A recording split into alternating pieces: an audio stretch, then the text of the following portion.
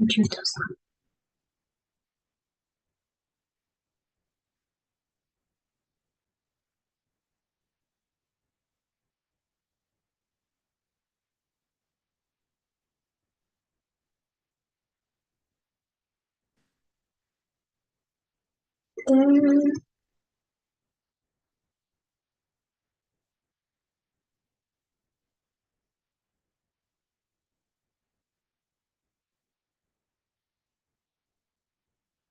Right there. Once more. Let my laptop calm down. Okay. Welcome, welcome. Just waiting for the last little bit. It says that's working. LinkedIn working. Facebook working. YouTube working. I think we're good. It looks like it's all working this evening. And breathe. Awesome. Okay, so welcome to chapter 5. Nearly halfway already. And this is the Phoenix Within. So welcome back to chapter 5 for the Phoenix Within, our story where you can become the hero or heroine by simply using your imagination to be part of the tale. So in the last chapters, we've been following Morgan, our protagonist, who you can create to be whoever you need Morgan to be. If you haven't had a chance to join us so far, I tell the story in first person with minimal description so that everyone listening in their own way can fill in the gaps. Okay? And that then makes the story more relevant for you. You'll find the links to the blog posts, which have the podcast version and the video version of this chapter and the previous 4 chapters in the description. But Morgan was going through a bit of a rut at the start of our story. The rent was past due, the job was on the brink of becoming no job, partner's currently elsewhere, and life just seemed to be difficult. So Morgan feels that there should be so much more to life. Much, much more than the usual born, school, good grades, get a job, get married, have a family, work until you retire with some weekends and maybe 4 weeks off a year if you're lucky. Retire and hopefully have enough to pay for your funeral and some nice bits for the grandkids. But in chapter 4, Morgan's on a journey of a little bit of change. So chapter 4 saw Morgan start at the coffee shop after replaying the events of the previous 2 days in their mind. The day goes really well, lots of compliments, and it leaves Morgan feeling that they really can achieve anything. But life can't always be good, can it? Let's find out in today's chapter. So chapter 5 I've called When the World Gives You Lemons. The last 2 weeks of life for me have been the best I can remember in a long, long time. The day job's just plodding along. I hit the deadlines with time to spare. A few people left. A few others continued to discuss leaving and how disgruntled they were with the whole thing, but still stayed put and continued doing the bare minimum required of them while Bob filled in the gaps and was as busy as ever. Do you have people like that in where you work? Thought might. I even got to work early every day. No more being late for me. My mornings aren't so sluggish, and there is no more refusal to get up. I feel energized at the thought of getting up every morning, and I haven't had any arguments with wobbly paving slabs or piles of dog poo. The coffee shop job is simply amazing. I've done about 6 or 7 shifts in the past 2 weeks. Everyone is so friendly. Even when I make a mistake or a coffee isn't made exactly how someone wanted it, they've even complained nicely. The older gentleman who gave me the book, Think and Grow Rich, comes in every Sunday and has even started trying some different drinks and different combinations. The owner is astounded, as they've been offering him different things for years. But the gentleman simply says he's letting me experiment and grow my skills and still prefers his usual order. I was even trusted to run the whole Sunday morning shift alone yesterday. I got there early to ensure everything was set up, opened up on time, and got lots of compliments and happy customers until the owner arrived shortly after lunch. I even got a bonus that day for the extra work. It is so amazing, and I feel so proud of myself for taking this big step. I've also finished reading You Are a Badass by Jen Sincero, and I did start to read Think and Grow Rich, but I got a bit overwhelmed and remembered the other library books I borrowed, so I went back to those as they'd been recommended by my friend, and also the library would want them back at some point. The two by Neville Goddard, they were quite hard for me to get my head round. All felt a bit too religious, but I could see the similarities between the badass book and what Goddard was talking about, and I can definitely see a shift in myself. When I started to read Atomic Habits by James Clear, I simply could not put it down. I took it to work and read it every chance I got, in the toilet, at breaks, while waiting for things to upload or for things to do their bit before I could do my next bit. Literally every spare. Can you tell I loved it? The ideas he was sharing were so simple and yet so revolutionary. I even shared it with Bob and a few others at first. The idea that we can become 1% better every day by simply making sure we do better today than yesterday. They were skeptical, I'd admit, but didn't criticize it and just left me to it. As I read the book, I started making little changes to my daily routines, fitting in more reading time, being more efficient and present with everything I'm doing. Excuse me, shifting my diet, helped by my coffee shop, adding in little bits of exercise in the nooks and crannies, and combining activities together to make my hours more productive. Because as I heard during my friend's webinar, we have all the time there is. No one has more or less than anyone else. We all get all the time that there is. It's up to us what we do with the time that we have. And I have to say, doing all these new things, shifting my daily habits and behaviors, choosing to see the world from a different perspective, and generally giving out good to others really has changed my outlook on life. I feel happier, healthier, wealthier, more in tune with myself and my world. I haven't fully decided on a goal yet, but I have my list of wants and I feel so enthused about everything in my life. Life is so awesome. Well, until I got into work this Monday morning. I was in about 10 minutes early and could feel that something was different. All the walls were bare. Chairs, desks, furniture were not where they had been when I left on Friday afternoon. The office door was wide open and the blinds were gone from the window. I walked over to Bob.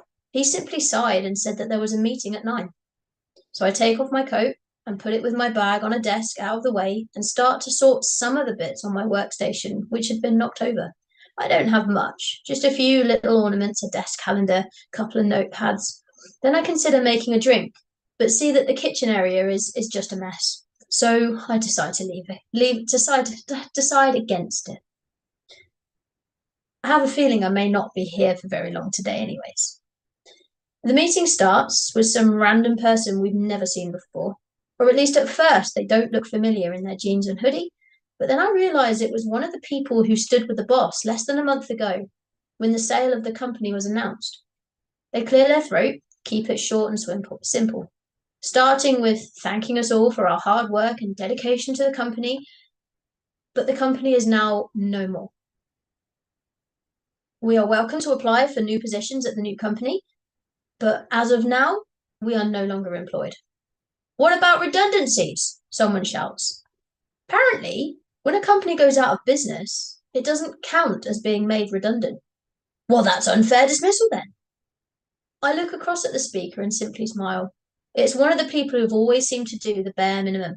No surprise there then that they're trying to get something other than just their P45. The new owner simply replies that unfair dismissal can only be brought against a company that is still in operation, and ours is not. We will receive the pay we're owed by the end of the month and any holiday pay or other benefits if the finances allow it, but that will be it. Oh, and we would all be provided with good reference. And the new positions available are pinned to the wall over there. Okay. I look at Bob and he shuffles over to the new job adverts, so I follow him over to take a look. The bills and rent still do need to be paid, and the coffee shop is great, but the pay isn't as much as I earn here. Even if I worked every hour of every day, would I make the same amount? And shops aren't open at 3 a.m. My forehead starts to get tight and feel uncomfortable as I scan the job titles and requirements. I don't seem to hit any of them, even though a couple are doing the exact same thing I do now. The qualifications listed under required, I have never even heard of. I say as much to Bob, and he says to apply anyways, as what choice do we have? I nod. At least I updated my CV a couple of weeks ago. An argument behind me draws my attention. It's the minimum effort person making a scene, demanding to be paid redundancy or be instantly given a new role in the new company as they've helped build this one from nothing and deserve to be fairly compensated. The new owner is staying very calm in their responses, simply repeating what was said before and reiterating that everyone is welcome to reapply for their jobs, but no favoritism or time served here would be considered.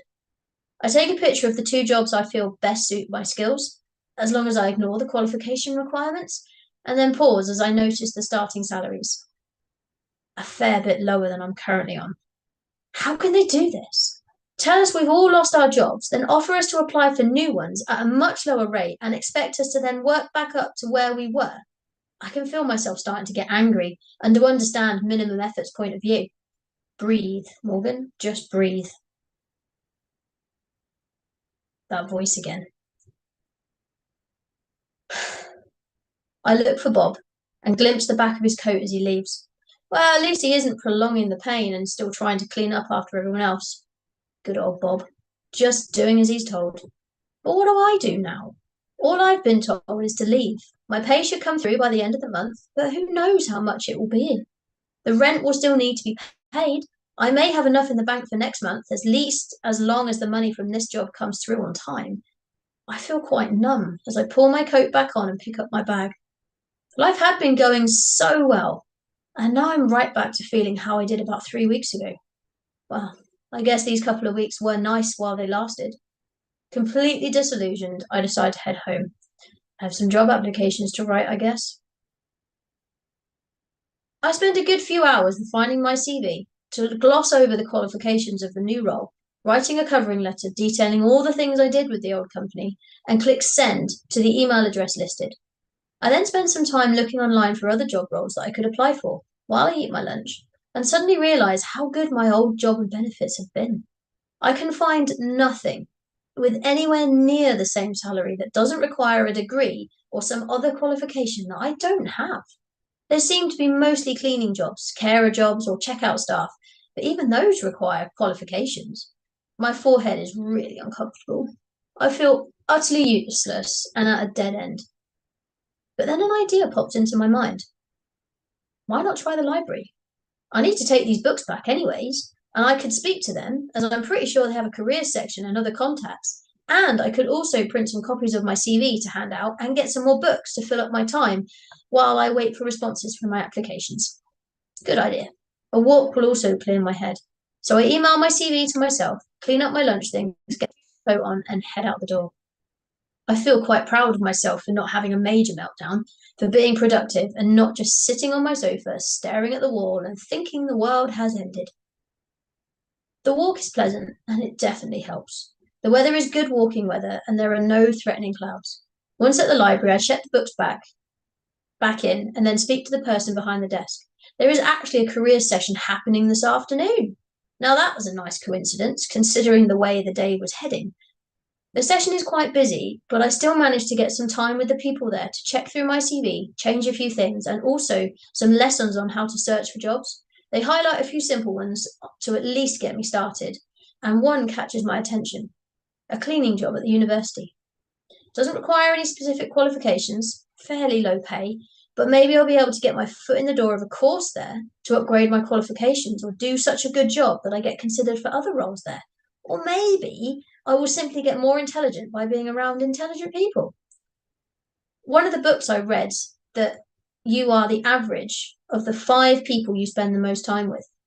So maybe a new environment will boost my average by being surrounded by academics. But you'll just be a cleaner. No one will want to interact with you as you scrub floors, empty bins, and clean toilets. The thought makes me shudder by its apparent appearance from nowhere, and it stops me in my tracks. It would at least give me a few hours income a week and still leave me time to work at the coffee shop and find a third job as well. I click apply before my mind can argue any further, then carry on reading through a few more adverts, applying for a couple more here and there before the library is closing and it's time to head home. I get a few replies, mostly rejections, over the rest of that week, including from the new company that left me jobless in the first place. As predicted, I don't have the qualifications they're looking for. Oh well, I'm not sure continuing to work the same job for less pay, more hours, new owners, and potentially the same staff would have been a good idea anyways. I've picked up a couple of extra shifts at the coffee shop, and the owner has said they will help where they can, but it will mostly be sickness cover, as there are not many openings at the moment. I've been mainly covering a few hours here and there, so they can scoot off and get something done, or take some time off themselves. And in between, I've simply been giving out my CV and scrolling through job sites. The cafe owner was really supportive, actually, when I asked and explained the situation. The coffee shop was pretty quiet Tuesday night, so they got me thinking about all the new opportunities I could pursue with my new ideas and thinking, rather than being stuck in a job that I didn't even like anyway. They had a point. I didn't like that job, but that job paid the bills. So find another job. You just have to find it. Agreed. But all the ones I've seen so far are so low paid. Or if they are at the same pay rate as before, then I don't have the qualifications. Okay, so what are you going to do about that? That question took me back a little. I guess just continue looking and maybe building in your mind the image of the role you want to be working, the type of life you want to be living, just like you've been talking about for the last 2 weeks from all these books you've been reading. I had a point, and that's what I started to do. Every time a negative thought popped into my mind, I would switch it to something I wanted to be doing instead as soon as I noticed. And on the following Tuesday, I got a much more positive email. It's an invitation for an interview for the university cleaning job, the one that got me dreaming about climbing the ladder and being surrounded by all those intelligent people. The interview is that afternoon, so I very quickly phoned the coffee shop owner to ask for the afternoon off and promised to be there as soon as I can to cover the rest of the evening for the late closing. The owner says it's fine, and I reply to the email with acceptance. Wow. My mind starts racing, and I start blocking out any images of dirty toilets and students throwing rubbish at me that my mind is deciding to share. I replace them with me standing at the back of a lecture theatre, emptying the waste paper bin while listening to a lecture on a topic I've never heard of. I decide to have another shower, iron some clothes, my hair and face, so I look slightly more presentable. I second guess myself a couple of times. You wouldn't dress too smartly to be a cleaner, would you? But then my mind flicks back to something I read or heard somewhere that said to dress for the role you want to be doing. I stick with the smartest outfit I own and smile at my reflection before heading out the door. My mind continues to race with all the what ifs, both good and bad, of this new opportunity. No, I don't want to be a cleaner. I don't like cleaning up after myself, let alone other people. But I persuade myself to focus on the other opportunities being surrounded by intellectual people could open me up to, and also remind myself that I still need to pay the rent and buy food, etc.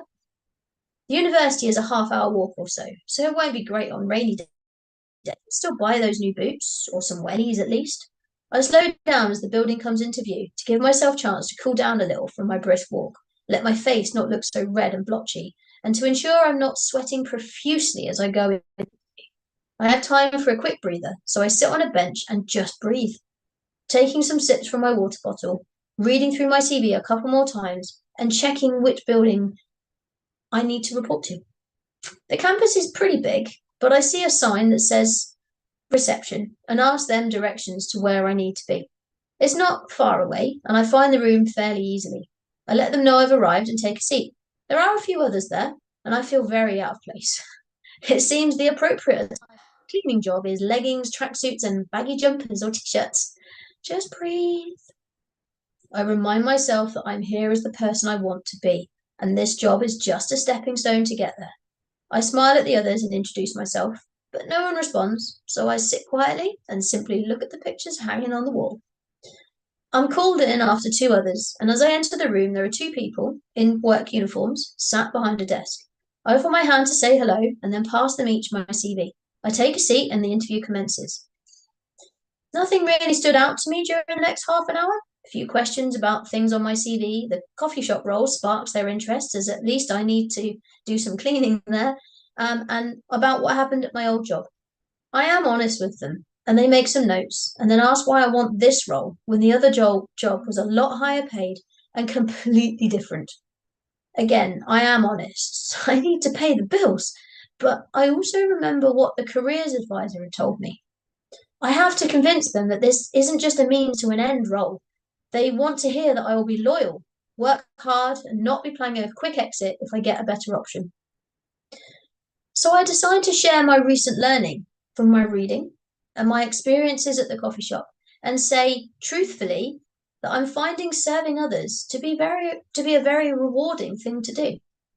And to be able to do that in a university where I may meet like-minded people and learn some new things along the way sounds like a good role to me. I wasn't expecting them to then smile and say to dress a little less smartly when I start my first shift tomorrow morning at 7:30 a.m. I smile awkwardly, shake their hands, take a form to fill in, and bring back tomorrow with all my personal details, bank account, etc.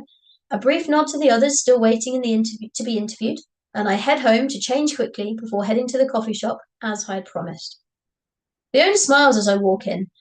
I'm still feeling a bit overwhelmed and what just happened. And they congratulate me on my new position and encourage me to tell them all about it. How do they know everything before I get a chance to tell them?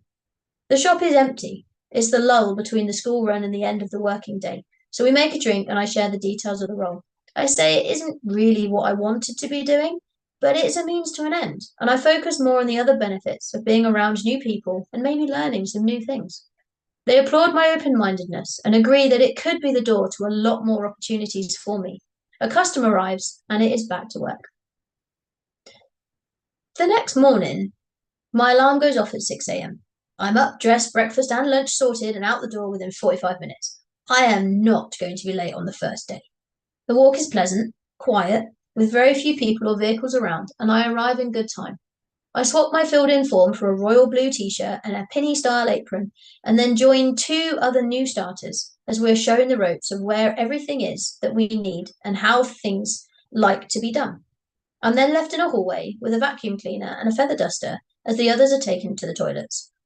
As I dust the picture frames, notice boards and skirting boards, a poster catches my attention. It has a picture of two circles, joined in the middle by a little line, with 4 small lines poking out the sides and 5 small lines coming out the top of the bigger circle. It looks a little like a stick person. And within the circles are 3 words: think, feel, act. It seems to be inviting people to a seminar next week that will show people how their mind works and how to boost their success. I make a quick note of the details and carry on with my cleaning before the manager comes back. They seem to be happy with my progress and pull me aside quickly to show me the routine for each of the rooms along this corridor. I'm to enter each one, do a quick vacuum of the doormats, a quick dust, and empty the bins. Some of the rooms are offices, some are classrooms, and there are a couple of larger seminar-style rooms with seating all stacked up like an amphitheatre, and looking down at a lectern and a large board or screen at the front. I'm given a set of keys to open any locked doors and told to be mindful of any doors with a red tag, which means they don't want to be disturbed or have the room cleaned. This job seems simple enough, and I'm grateful to be doing this, rather than the toilets and stairwells that the other 2 seem to have been assigned. I get to know the other 2 a little over our short break period at 9, and then we carry on by emptying hallway bins and litter picking around students and staff until we finish at 12. There's a second shift that works from 12 through till 4:30, and some opportunities to work later when rooms need setting up or if there's a later seminar. I mentioned to the manager my availability around the coffee shop hours and offer to be available for the seminar I saw advertised that's happening next week, if they need anyone to help with the drinks, rubbish, or other jobs during the session. My name is penciled in, and then it's time to head home. The walk is pleasant. It's only lunchtime after all. Not many people around still, but still a nice, quiet walk. I run through what happened that morning in my mind as I walk, all the different things I saw in the different rooms. I didn't get too anything other than the cleaning. I wanted to make a good impression on my first day. And I also want to be considered trustworthy enough to do that seminar next week. It looks like the kind of seminar that's quite expensive, if I'm honest. The person on the poster looked really posh, really proud, really intelligent, well groomed, and like they knew an awful lot. So I'm really looking forward for the opportunity to be able to watch them.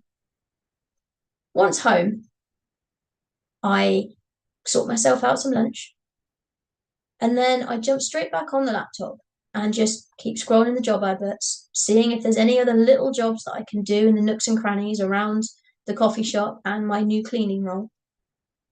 And then my phone rings. It's the coffee shop owner.